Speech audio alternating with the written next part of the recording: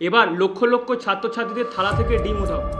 হ্যাঁ, mid day মিলের খাবার থালার কথা বলছি, ভুল কিছু ভাববেন না। হ্যাঁ, এখন সরকারি স্কুলে মিড ডে মিল খাওয়ানোর দায়িত্ব কার ঘাড়ে পড়েছে? ইসকনের ঘাড়ে। ধর্ম কি এখন বাচ্চাদের উপর চাপানো হচ্ছে এখন থেকেই? হ্যাঁ, প্রশ্ন তো উঠছে, আপনার ছাত্র বা আপনার ছেলেমেয়েরাও স্কুলে যায়, তো আপনারও এই খবরটা জানা উচিত। মিড ডে মিলের থালা থেকে যদি ডিম বাদ হয়ে যায় তাহলে কি পুষ্টির অভাব হবে? হ্যাঁ, এছাড়াও আপনার ছাত্র বা আপনার ছেলেমেয়েরা কি স্কুলে যেতে চাইবে কি আর? নমস্কার, আমি অমিত, আপনারা দেখছেন অমিত বার্তা, যেখানে সহজ সরলভাবে আপনাদের রাজ্য ও কেন্দ্রে যে সমস্ত খবর হয় আর কি ঘটনা ঘটে আপনার সামনে তুলে ধরি আমি সরলভাবে। তো চলুন বেশি কথা না বাড়িয়ে ভিডিওটা শুরু করা যাক। পশ্চিমবঙ্গে এখন সম্পূর্ণভাবে মিড ডে মিলে ডিম বন্ধ হয়ে গেছে। হ্যাঁ, ডিম বন্ধ হয়ে গেছে মানে বলতে চাইছি যে সরকার এখন ডিম বন্ধ করে দিয়েছে। এর পরিবর্তে সরকারি স্কুলে এখন খাবার মানে মিড ডে মিল কে খাওয়াবে? হ্যাঁ, ইসকন খাওয়াবে। হ্যাঁ, ইসকনকে সম্পূর্ণ দায়িত্ব দিয়েছে। হ্যাঁ, কলকাতার কেএমসি এলাকায়, কি কেএমসি মানে কলকাতা মিউনিসিপ্যাল কর্পোরেশন এরিয়াগুলিতে এখন ইসকনের দায়িত্ব মিড ডে মিল খাওয়ানোর। হ্যাঁ, এখানে এটাকে পাইলট প্রজেক্ট নাম দিয়েছে শুভেন্দু অধিকারী। হ্যাঁ, আপনারা দেখেছেন যে মানে শুভেন্দু অধিকারী বলছেন বারবার এটাকে পাইলট প্রজেক্ট। আর একটা কথা মনে রাখবেন যে আমাদের পশ্চিমবঙ্গ রাজ্য ছাড়াও ইসকন বিভিন্ন রাজ্যে স্কুলে খাওয়ায় মিড ডে মিল, সেটার ব্যাপারেও আমরা আসবো। তার আগে আমরা ভেবে নিই যে রাজ্যের মধ্যে যে সরকার যে বলেছে এটিকে পাইলট প্রজেক্ট নামে কলকাতা যে সমস্ত কেএমসি এরিয়াগুলিতে এই মিড ডে মিল খাওয়ানো হবে। হ্যাঁ, এর বিতর্ক এটাই আসছে। এর পাশাপাশি সরকারি স্কুলে দুটো পয়েন্ট মানে বড় দুটো পয়েন্ট আমি আপনার সামনে তুলে ধরবো, যেটা আমাদের সামনে উঠে আসছে। সেটা কি না, সেটা হচ্ছে এই যে সেখানকার শিক্ষকগুলি প্রোটেস্ট করছেন স্কুলে মিড ডে মিলে ডিম বন্ধ হয়ে গেলে ছেলেরা স্কুলে আসতে আর চায় না। হ্যাঁ, আমরা অনেকেই দেখেছি, বিশেষ করে আমি নিজেও শৈশবকালে বা কিশোরকালে যদি স্কুলে যেদিন ডিম দেয় সেদিন আমাদের যেতে মন করতো। এরকম তাদেরও একটা অনুভূতি রয়েছে। সমস্ত স্কুলের ছাত্রছাত্রীদের যেদিন ডিম দেবে তারা স্কুলে সেদিন ছাত্রছাত্রীদের উপস্থিতি বেশি থাকে, মানে তাদের অ্যাটেন্ডেন্স সেটা বেশি থাকে। তো স্কুলে যে ছাত্রছাত্রীদের আনাগোনা বেশি থাকে, এটাই বলে যে শিক্ষকরা। আরেকটা পয়েন্ট, তো এরই মধ্যে আরেকটা পয়েন্ট আমি আপনাদের সামনে তুলে ধরবো, যে মানে মহিলা যে সমস্ত রান্না করেন যারা কর্মরত রয়েছে সরকারি স্কুলগুলোতে, তাদের চাকরি যাবার একটা ভয় রয়েছেই। হ্যাঁ, ইসকন যদি এটাকে ট্রান্সফার করে দেওয়া হয় ইসকনের ওপর, তো এদের চাকরি যাবার একটা ভয় রয়েছে, এটা স্কুলের শিক্ষকরা বলছে, বিভিন্ন গণমাধ্যমে আমরা দেখতে পাচ্ছি। হ্যাঁ, সেকেন্ড বড় পয়েন্ট, আমাদের টিএমসি বিধায়ক কুণাল ঘোষ, তৃণমূল কংগ্রেসের বিধায়ক, তিনি বলছেন যে স্কুলে ডিম বন্ধ করে দেওয়াতে ছাত্রদের পুরো খাদ্য তালিকা আমিষ থেকে পুরো নিরামিষে চলে এসে কনভার্ট হয়ে গেছে পুরো। তো এতে ছাত্রদের কি পুষ্টির ঘাটতি ঘটতে পারে, এটাকে পুনর্বিবেচনা করা হচ্ছে। অর্থমন্ত্রীকে এটাই বলা হচ্ছে। হ্যাঁ, এক্ষেত্রে স্কুল মন্ত্রীকেও এটাও বলা হচ্ছে যে এটাকে পুনর্বিবেচনার দায়ী করছে, যেটাকে কুণাল ঘোষ এখন এটাকে দাবি করছে যে পুনর্বিবেচনা করা হোক। হ্যাঁ, এরপরে আমরা আলোচনা করব যে ইসকন এতে কি বলছে। বন্ধুরা চলুন এগোই, ইসকন এই ব্যাপারে কি বলছে। তো সুপ্রিয় দর্শক, যেটা কলকাতা ইসকন, আমরা একটা ইন্টারভিউ দেখেছি।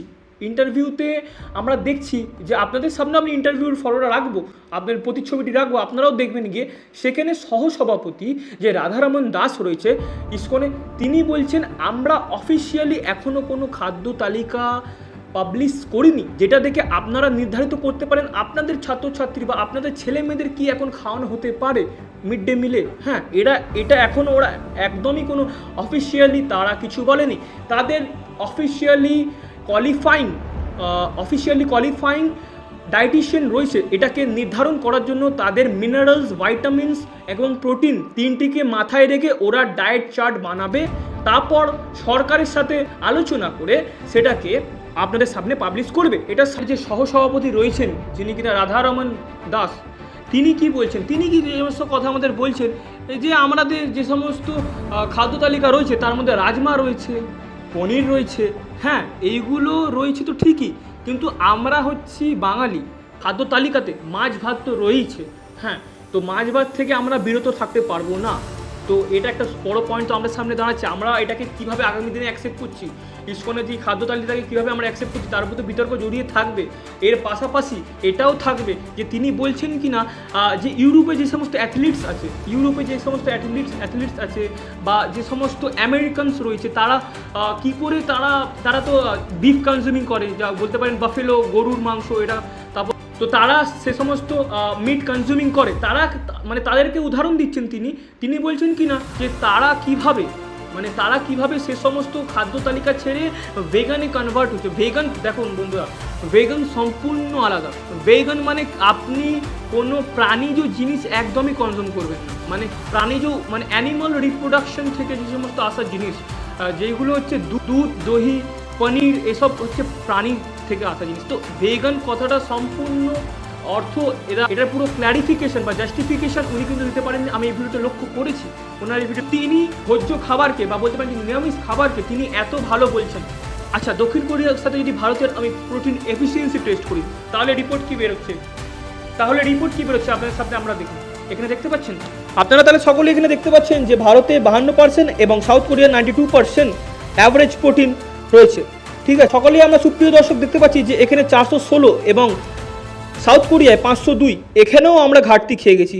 ঠিক আছে, এখানে রিপোর্ট এটাই বলছে আমাদের সামনে, এটা আমরা দেখতে পাচ্ছি। আমরা তুলনা করি, দেখুন আমরা তো খুব ভালো খাদ্য তালিকায় রয়েছি, মানে ভালো খাদ্য তালিকা আমরা গ্রহণ করছি, সেরকমই বলার মানে বক্তব্য রয়েছে আমাদের সহসভাপতি কলকাতা ইস্কনের। তাহলে আপনারা এটাও দেখে নিয়েছি আমাদের যে বাচ্চাদের বা কিশোরের বা আমাদের মেন্সের বা বলতে পারেন পুরো ভারতের যে মানুষের যে উচ্চতা রয়েছে, যা বলতে পারেন হাইট, সেটারও আমরা কম্প্যারিজন করে নিই। আসুন দেখি আপনারা এখানে যে হাইট কম্প্যারিজনে আমরা ছেলেরা বা বলতে পারেন মেন্স বা বলতে পারেন পুরুষরা 165.1 সেমি এবং দক্ষিণ কোরিয়ায় সেটা বেড়ে দাঁড়িয়েছে 174.0 সেমি, এবং যদি আমরা মহিলা ক্ষেত্রে বলি 152.4 সেমি এবং দক্ষিণ কোরিয়ায় 161.1 সেমি।